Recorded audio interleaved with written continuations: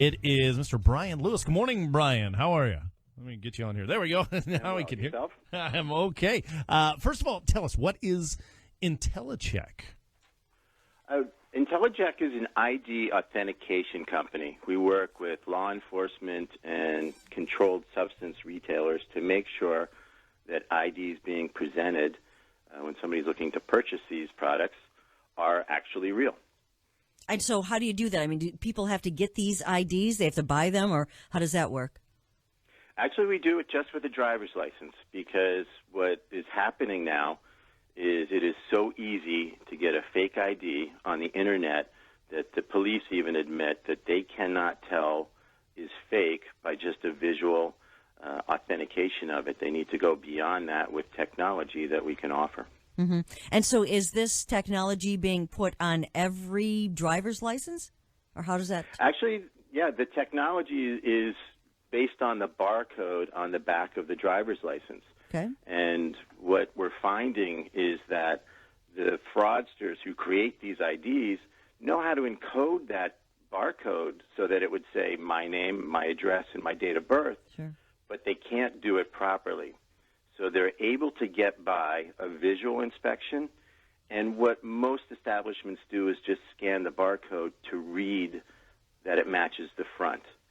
They don't know, these fraudsters, all the other security codes that are in that barcode.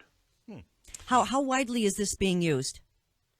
We've got thousands of retailers and 33 law enforcement agencies across the country using this product now. Okay. We're talking with Bryan Lewis from Intellicheck. How big of a problem is this? I think it's massive. You know, we're seeing that just 3.4% of the IDs we scan are fraudulent. And we know that's making it a lot easier for kids to get alcohol. And, you know, in Wisconsin, it rates number 9 in the nation for underage drinking. You know, 30% of the youth there admit to currently drinking. And the real problem is 11% of all alcohol consumed in the U.S. is consumed by underage drinkers. And 90% of that is consumed in binge drinking, the most dangerous form of drinking. Yeah. And so mostly this technology then is on license, driver's license for people under 21? Well, the people under 21 are the ones buying the fakes. Yeah. So it works on all licenses, because it's not just a problem with underage drinking.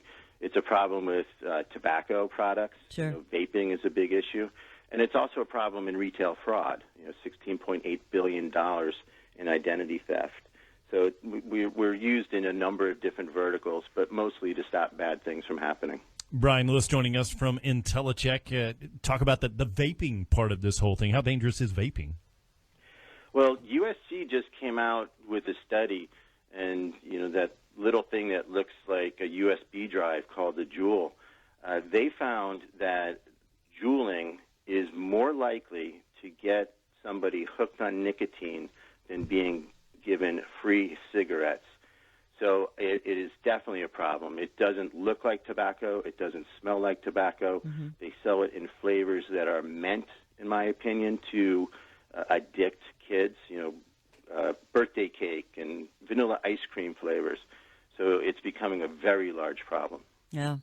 And, you know, you talked about as well some of the, according to AAA, I guess, this past Memorial Day kicked off the 100 most deadliest days on the road, which is actually frightening. Yeah. I would think. I mean, I believe in myself. It's just absolutely frightening. And besides drinking and driving, some of the things that they're seeing out there is texting and driving. And I could tell you yesterday, coming back from my in-laws' lake house, I saw 2 people texting on the highway, going at, 60 miles plus, swerving from one lane to the other.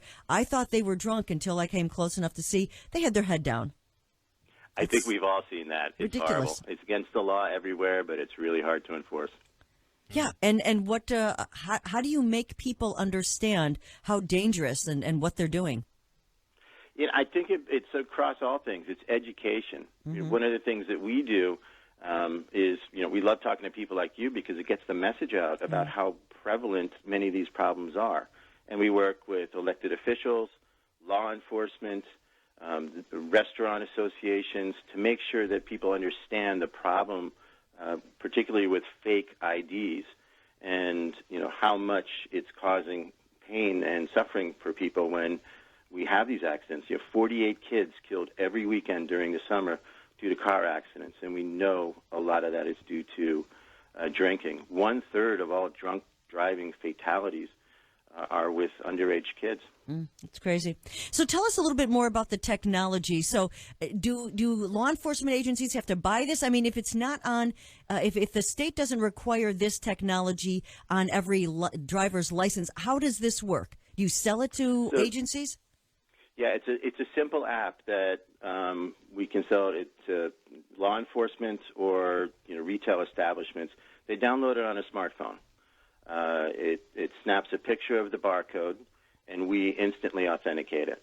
And that's the big difference between scanning and authentication. Like I said, we'll know if we can read what it says, but we also know whether it was properly encoded. And we work with all the state DMVs to make sure that we know what their codes are, and we've got some patented technology to make sure that it works right. Yeah. But it's a simple app that could be downloaded, in moments, and people could be stopping this problem. Bryan Lewis from Intellicheck, our guest. Wrapping it up real quick. If more people want more information, how can they find out? I think the easiest way is just go to our website, www.intellicheck.com. All right, Bryan, thank you so much, and we'll talk to you some other time. Thank you. All right. Have a great day. There you go. It's Bryan Lewis from Intellicheck. Yeah, the whole texting thing, Carol. That is, every time I go from here to home, anywhere you go, you see it all the time. Well, this hits home because we were talking about this over the last couple of weeks, the accidents on I-41, and Outagamie County Sheriff Brad Gehring says it doesn't matter what you do, if you lower speed limit or whatever, as long as people will not change their habits, you're not going to improve the driving. It's Bryan Lewis from Intellicheck here on WHBY, Kimberly, Appleton, Fox Cities. It's 8 o'clock.